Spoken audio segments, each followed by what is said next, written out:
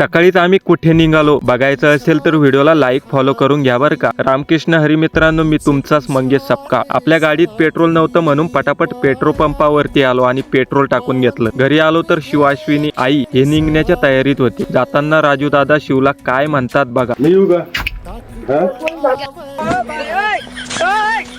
आणि निघालो आम्ही 1000च्या स्पीडने गोळेगावला। आलो तर शिवच्या डोळ्यामध्ये पाणी आलं होतं। शिव पुढे बसलेला होता ना म्हणून। खूप वेळ झाला होता तरी पण गाडी काही येईना। खूप वेळानंतर एक गाडी आली, पण ती पण खूप दूर थांबली। आई, शिव, अश्विनी आम्ही पटापट गाडीजवळ आलो, त्यांना बसमध्ये बसून दिलं आणि निघालो 1000च्या स्पीडने सफरावरती। सफरावरती आलो तर सफराजवळ तूर होती। वेळ न गमावता विळा हातात घेतला। चला म्हटलं पटापट 1000च्या स्पीडने तूर सोंगून टाकू। संध्याकाळ झाली होती। दादा बकऱ्या चारत होता आणि मी कंस घेऊन निघालो, कारण आपल्याला कंस लय आवडतात बर का।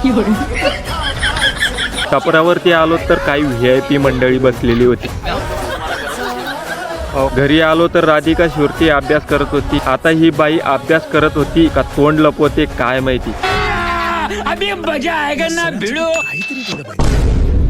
उठाले रे देवा, उठाले रे। चला मग मंगेश सपकाळला तुम्ही फॉलो करेल नसेल तर पटकन फॉलो करून घ्या।